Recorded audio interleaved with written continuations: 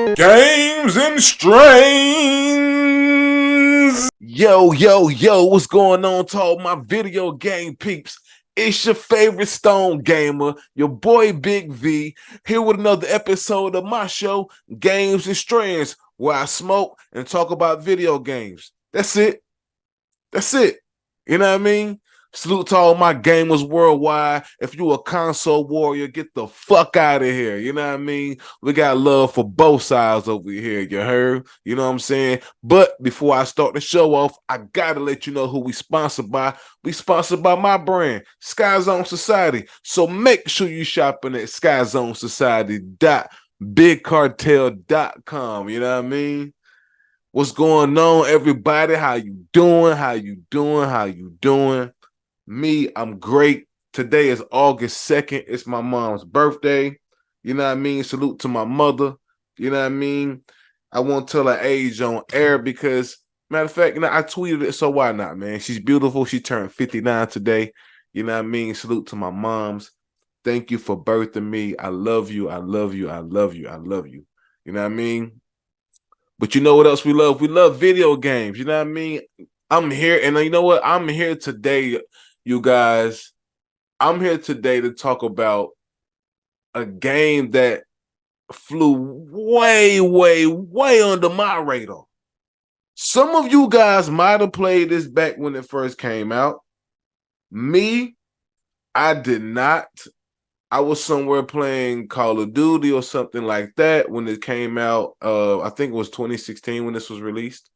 But nonetheless, I was somewhere playing something else. This ain't even the type of game that I would normally be checking for, so to speak. I know you guys are like, well, you know what, V, you play a lot of different kind of titles. And that is very true. I play a lot of different ones. And in the past, I haven't always been so open when it came to my video games. You guys know, if you've been watching my show, my first Grand Theft Auto was Grand Theft Auto 5. I didn't play the ones that came. I didn't play 3 and 4. I didn't play any of those 1, 2. I didn't play any of those on the PS1, none of that. All because back then, I was more about sports games and fighting games. Madden, NBA Live, Bulls versus Blazers, NBA Jam. I was on that type of wave. You know what I mean? Live 96, all that. That was my type of bag. Mortal Kombat, Street Fighter, any wrestling game. And I still love those games. But back then, I was just strictly playing those. So I kind of missed it where, you know, the Grand Theft Auto craze, if so to speak. You know what I mean? I kind of missed that. I was around for it. It just wasn't my bag. But this game definitely it didn't come highly recommended, but it came recommended from a gamer that I enjoy his YouTube content. His name is Game Cross. He's a great YouTuber, man. He's always giving out the sales when PlayStation have the sales. He's always narrowing it down to like best games under $10, best games under $20, best games under $5, and so on and so forth. So I was watching this channel, and that's how I came across this game. And then by the time I was coming across the game, the sequel was about to come out. Ladies and gentlemen, I want to talk about Oxenfree.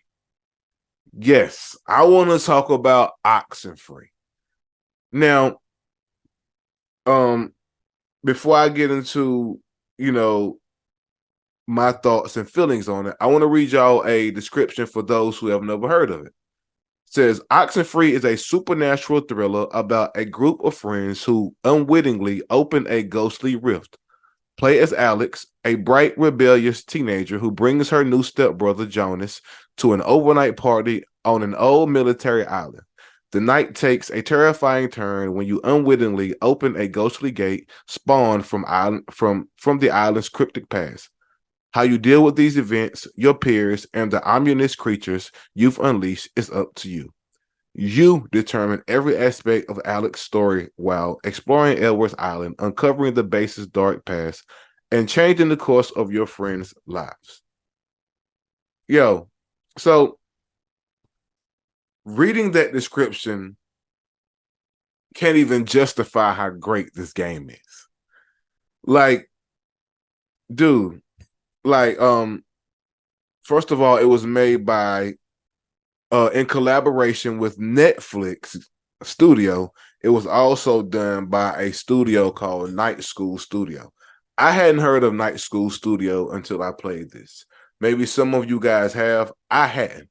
Um, I was definitely intrigued when I saw that Netflix was behind this.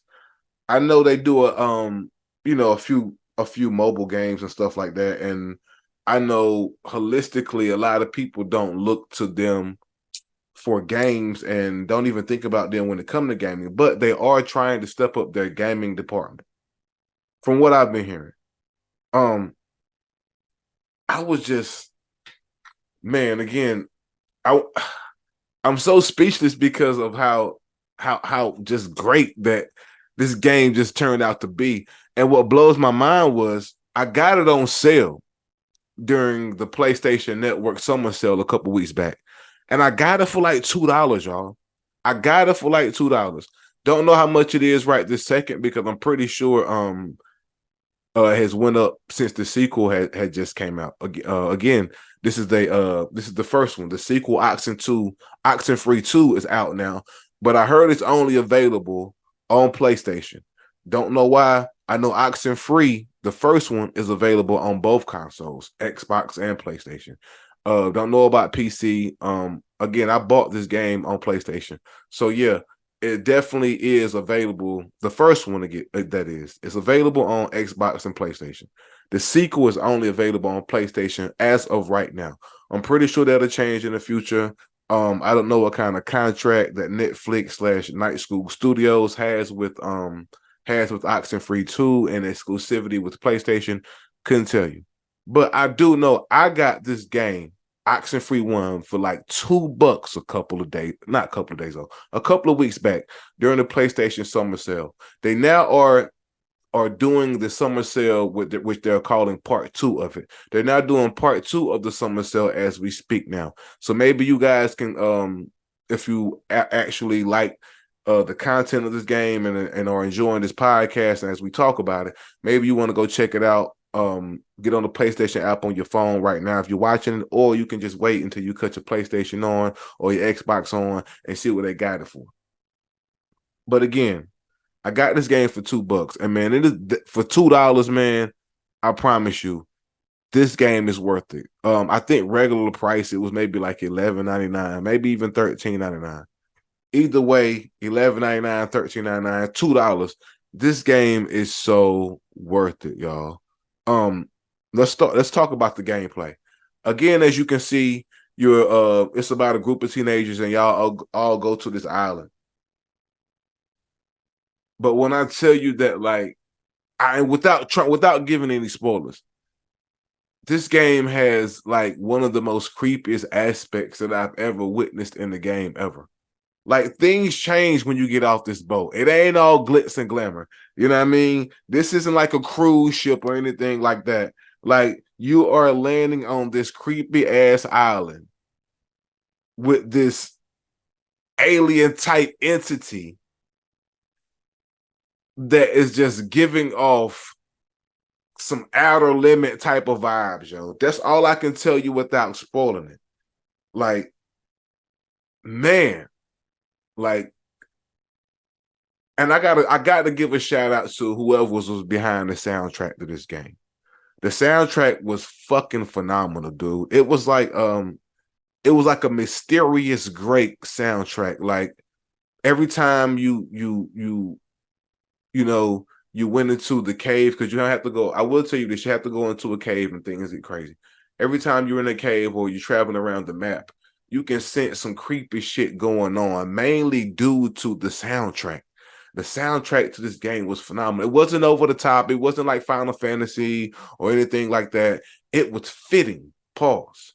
It suited the game. It suited the slow pace game, because it is a slow pace game. You know what I mean? Going back to the gameplay, it's nothing blow away gameplay about this game. It isn't a technical game. It's not a game with combos. Again, this is like an action adventure. I can't even say action. It's like an adventure horror for me because it has this creepy horror feel, mainly due to the soundtrack and also due to the gameplay. Um, you have to use this like radio dial to do certain things, and even just the when you're switching like the radio dial and it's going to different stations, when you land on certain stations, it actually has an aspect of the station that is tied to this alien-like entity that is there. This game is creepy as fuck, y'all. I know it sounds crazy the way I'm describing it, but once you play Oxenfree, then you come back and watch this. I promise you it all makes sense. I promise you it all makes sense. The art style for this game is basic, nothing flashy. Um, the map isn't nothing flashy. It's actually a straight to the point map. You can't get lost on here. Um, what I love about this game also is like when you beat the game and you actually escape the island, it tells you the statistics of people that chose the choices that you made throughout the island. It's kind of like if you've ever played what is the game on PlayStation I'm thinking about? I can't think of the name. But it's kind of like if you've ever played like a game like Heavy Rain, where they tell you like how many people chose what you chose and stuff like that. I always love that because I'm always curious to see who chose what I chose. Now I remember the game. Detroit Becomes Human. Detroit Become Human. That game always told you how many, like the percentage of the people who played the game that made the choices that you made. This game does the same thing at the end. Then what I also love about it, it has like this weird new game plus at the end. I beat the game and then it started me back going on a different trip on a boat. I'm not sure if it's taking me back to the same island. I'm pretty sure it is. Um, I don't know what we're intending to do or solve, but I will find out. I will find out and let you guys know. Yeah, I recently beat the game. It took me maybe a good, I think anywhere between like 7 to 10 hours. It's relatively short. I don't even think it'll take you 10 hours. I'm on the lines of like maybe 8. Um, I did a lot of it. I think I may be like 7 trophies away from like it being like a completionist thing for me. But yeah, man, I just can't get over how weirdly good like this game was. Um, yeah, when I watched the trailer to Oxenfree 2, and I immediately was like, damn, this game looks good. But I didn't know anything about Oxenfree 1. So of course I did my homework and yeah, I'm so glad that I did that. Because now I'm so geared up to play Oxenfree 2. I'm definitely gonna purchase it. I think it's around the price of like 19.99 or so like that. But I definitely have to purchase this game. Um I can't get over like just how again how creepy it was, unexpectedly creepy too. Like the island is full of mysteries. You will uncover a lot of information about the people who lived on the island, why it's so creepy, and just the whole aspect of it, man. The alien entity even starts to take over some of your friends, even you from time to time. It's just, man, and I ain't gonna lie, I would love to have seen like a movie, a Oxenfree movie, because I can imagine, especially with Netflix, I can imagine how creepy they could actually make this movie. Hell, I even take a series of it.